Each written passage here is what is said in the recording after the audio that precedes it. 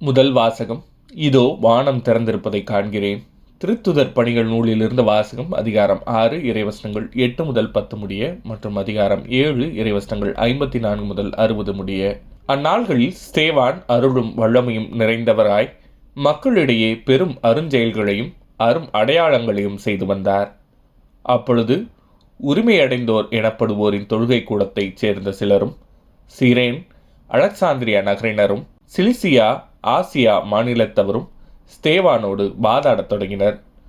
ஆனால் அவரது ஞானத்தையும் தூய ஆவி வாயிலாக அவர் பேசிய வார்த்தைகளையும் எதிர்த்து நிற்க அவர்களால் இயலவில்லை.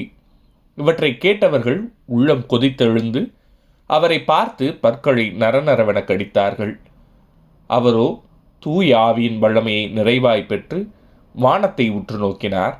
அப்போது கடவுளின் மாட்சியையும் அவர் வலப்பக்கத்தில் இயேசு நிற்பதையும் கண்டு, இதோ வானம் திறந்து இருப்பதையும் மானிட மகன் கடவுளது வலப்பக்கத்தில் நிற்பதையும் காண்கிறேன் என்று கூறினார்.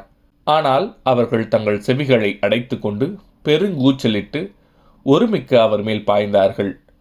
நகரத்திற்கு வெளியே இழுத்து கொண்டு போய் அவர் மேல் கல் எறிந்தார்கள். சாட்சிகள் தங்கள் மேலுடைகளை சவுல் என்னும் இளைஞரிடம் ஒப்படைத்தார்கள். அவர்கள் ஸ்தேவான் மீது கல் எறிந்தபோது அவர், ஆண்டவராகிய இயேசுவே, எனது ஆவியை ஏற்றுக்கொள்ளும் என்று வேண்டிக் கொண்டார்.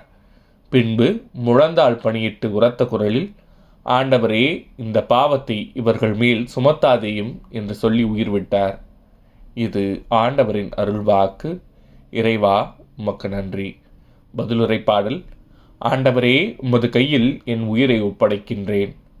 எனக்கு அடைக்கலம் தாரும் கற்பாறை ஆயிரும், என்னை பாதுகாக்கும் வலிமைமிகு கோட்டை ஆயிரும். ஆம், என் கற்பாறையும் கோட்டையும் நீரே. உமது பெயரின் பொருட்டு எனக்கு வழிகாட்டி என்னை நடத்தியருளும். ஆண்டவரே, உமது கையில் என் உயிரை ஒப்படைக்கின்றேன். உமது கையில் என் உயிரை ஒப்படைக்கின்றேன். வாக்கு பெறலாத இறைவனாகிய ஆண்டவரே, நீர் என்னை மீட்டருள்வீர். உமது பேரன்பில் நான் களி கூர்வேன், அக்களிப்பேன். என் துன்பத்தை நீர் பார்த்திருக்கின்றீர். ஆண்டவரே, உமது கையில் என் உயிரை ஒப்படைக்கின்றேன்.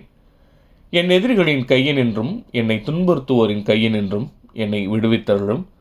உமது முகத்தின் ஒளி அடியேன் மீது வீசும்படி செய்யும். உமது பேரன்பால் என்னை விடுவித்தருளும். ஆண்டவரே, உமது கையில் என் உயிரை ஒப்படைக்கின்றேன். நற்செய்தி வாசகம். ஆளுநர்களிடமும் அரசர்களிடமும் யூதர்கள் முன்னும் பிற இனத்தவர் முன்னும் சான்று பகர்வீர்கள். மத்தேயு எழுதிய தூய நற்செய்தியிலிருந்து வாசகம். அதிகாரம் 10 இறைவசனங்கள் 17 முதல் 22 முடிய. அக்காலத்தில் இயேசு தம் திருத்தூதர்களுக்கு கூறியது, எச்சரிக்கையாக இருங்கள். ஏனெனில் மனிதர்கள் உங்களை யூத சங்கங்களிடம் ஒப்புவிப்பார்கள். தங்கள் தொழுகை கூடங்களில் உங்களை சாட்டையால் அடிப்பார்கள். என் பொருட்டு ஆளுநர்களிடமும் அரசர்களிடமும் உங்களை இழுத்துச் செல்வார்கள்.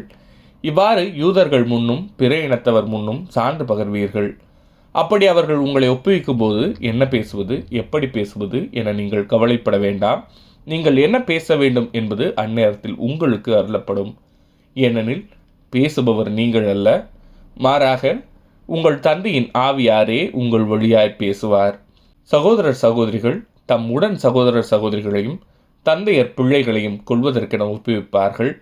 பிள்ளைகள் பெற்றோருக்கு எதிராக எழுந்து அவர்களை கொல்வார்கள். என் பெயரின் பொருட்டு உங்களை எல்லாரும் வெறுப்பர். இறுதி வரை மன உறுதியுடன் இருப்போரே மீட்கப்படுவர். இது ஆண்டவரின் அருள்வாக்கு. கிறிஸ்துவே, உமக்கு புகழ்.